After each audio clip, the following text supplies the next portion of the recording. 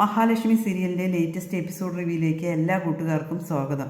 ദുർഗ ഉണ്ണിയോട് പറയണം, മോനെ നീ ഒന്ന് ജയിലിൽ പോയിട്ട് കാണുക. എന്തായാലും നിൻ്റെ അമ്മാവനും അതുപോലെ തന്നെ കരുണിൻ്റെ അച്ഛനും അവിടെ ഉണ്ടല്ലോ, എന്താ കാര്യമെന്ന് അറിയാലോ.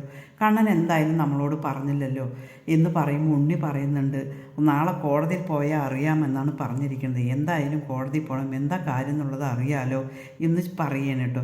അതേസമയം ശരി എന്നാൽ ഞാൻ പോവാമെന്ന് പറഞ്ഞിട്ട് ഉണ്ണി പോവാൻ വേണ്ടിയിട്ട് ഇറങ്ങണം കേട്ടോ. ആ സമയത്ത് തന്നെ ദുർഗ പറയും, മോനെ ആ വഴിക്ക് തന്നെ ഒന്ന് കരുണയെ പോയി കാണണം പറയും. ഇല്ല ഞാൻ പോവില്ല എന്ന് പറയും.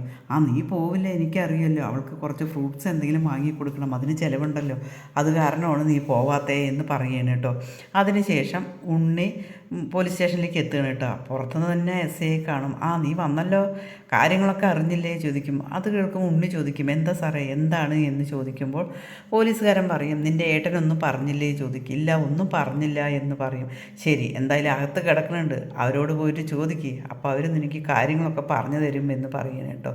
അതേസമയം വീണ്ടും വീണ്ടും ഉണ്ണി ചോദിക്കണ്ടേ എന്താണ് എന്ന് ചോദിക്കും. നിൻ്റെ പെണ്ണും പിള്ളയും അതേപോലെ തന്നെ അവളുടെ മുത്തശ്ശിയും കൂടി ഇവിടെ വന്നിരുന്നു. അതൊരു സ്ത്രീയായ കാരണം ഞാൻ അവരെ ഒന്നും ചെയ്തില്ല, അവരൊരൊറ്റ ആളാണ് ആ കരുണയെ ഇങ്ങനെ ആക്കിയത് എന്ന് പറയണം കേട്ടോ.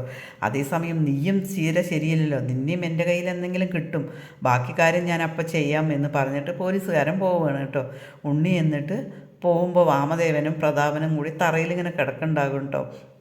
ഭയങ്കര അവശയായിട്ടാണ് കേട്ടോ. അതേസമയം പോലീസുകാരൻ പറയണ്ട, ഞങ്ങൾ നല്ല അടിച്ച് പരവത്താക്കിയിട്ടുണ്ട്, നീ പോയി കാണുക എന്ന് പറയണം കേട്ടോ. ഉണ്ണിയെ കണ്ടത് രണ്ടുപേരും ആകെ പെടഞ്ഞെണിക്കുകയാണ് കേട്ടോ. ഉണ്ണി അറിഞ്ഞിട്ട് വന്നതാണെന്നാണ് അവർ കരുതിയിരിക്കുന്നത്. അതേസമയം ഉണ്ണി ഇങ്ങനെ ചോദിക്കും, എന്താ കാര്യം, എന്തിനാണ് നിങ്ങളെ ജയിലിലിട്ടിരിക്കുന്നത് എന്ന് ചോദിക്കുമ്പോഴാണ് അവർക്കറിയുക, ഒന്നും പറഞ്ഞിട്ടില്ല അതുപോലെ അറിഞ്ഞിട്ടും ഇല്ല എന്നുള്ളതാണ്.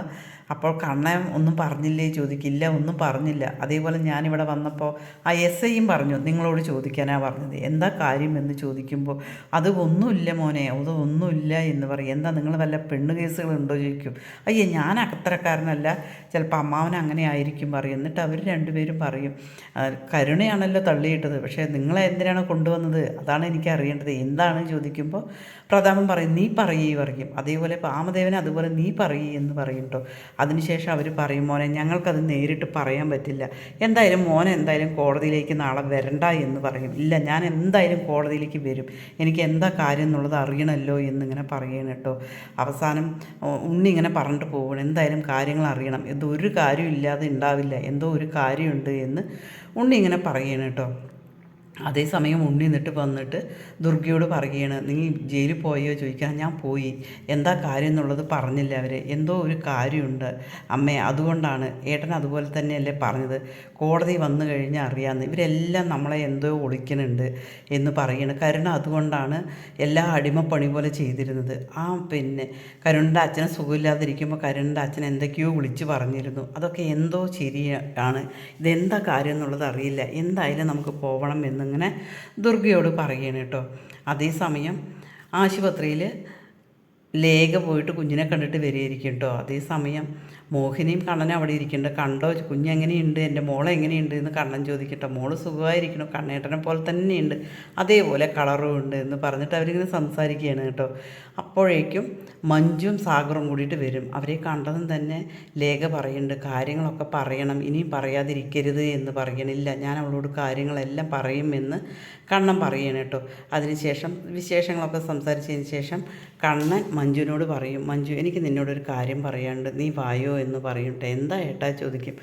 അപ്പോൾ സാഗറിനറിയാം നീ എന്തായാലും വായോ എന്ന് പറഞ്ഞിട്ട് മഞ്ജുവിനെയും വിളിച്ചിട്ട് കണ്ണൻ പുറത്ത് പോകണം കേട്ടോ. അതിനുശേഷം പറയണം, മഞ്ജു നമ്മുടെ അച്ഛനെ കൊന്നത് ആരാന്നറിയോ നിനക്ക് എന്ന് ചോദിച്ചിട്ട് കാര്യങ്ങൾ പറയണം കേട്ടോ. പ്രതാപനാണ് കൊന്നത് എന്ന് പറയണം കേട്ടോ. അത് കേൾക്കും തന്നെ മഞ്ഞു ആകെ ഞെട്ടിപ്പോകണം, എന്താ ഏട്ടാ ഈ പറയണത് എന്ന് ചോദിക്കും. അത് മോളെ, നമ്മുടെ അച്ഛൻ അവിടെ ആരാ ഇതിന് കൊട്ടേഷൻ കൊടുത്തതെന്നറിയോ, നമ്മുടെ അച്ഛനെ അവിടെ കണക്കുകളെല്ലാം ചോദിച്ചപ്പോൾ വാമദേവൻ ഇനിയും ശരിയാവില്ല എന്നുള്ളത് അമ്മാവൻ അറിഞ്ഞതിന് ശേഷം അമ്മാവൻ പ്രതാപനെ കൊട്ടേഷൻ കൊടുത്തിട്ടാണ് ഇങ്ങനെയെല്ലാം ആയത് എന്ന് പറയുന്നു കേട്ടോ. അത് കേൾക്കുമ്പോൾ മഞ്ജു ആകെ സ്തംഭിച്ച് പോവുകയാണ് കേട്ടോ. ഒരിക്കലും അവരെ വിടരുത്, അവരെ വെറുതെ വിടാൻ പാടില്ല ഏട്ടാ എന്ന് പറയട്ടെ. അവർക്ക് എങ്ങനെ ഇതിന് സാധിച്ചു എന്ന് പറയും. ഇല്ല അവരെ ഒരിക്കലും ഞാൻ വെറുതെ വിടില്ല എന്ന് പറയുകയാണ് കേട്ടോ. അങ്ങനെ അവർ രണ്ടുപേരും ഇങ്ങനെ പകച്ച് നിൽക്കണം, എന്തായാലും അവരെ ശിക്ഷ വാങ്ങിക്കൊടുക്കണം എന്ന് മഞ്ജു ഇങ്ങനെ പറയണം. മഞ്ജുവിനതൊരിക്കലും വിശ്വസിക്കും വിശ്വസിക്കാനേ പറ്റണില്ല കേട്ടോ. ഈ ചാനലൊന്ന് ലൈക്ക് ചെയ്ത് ഹൈപ്പ് ചെയ്ത് സപ്പോർട്ട് ചെയ്യണേ.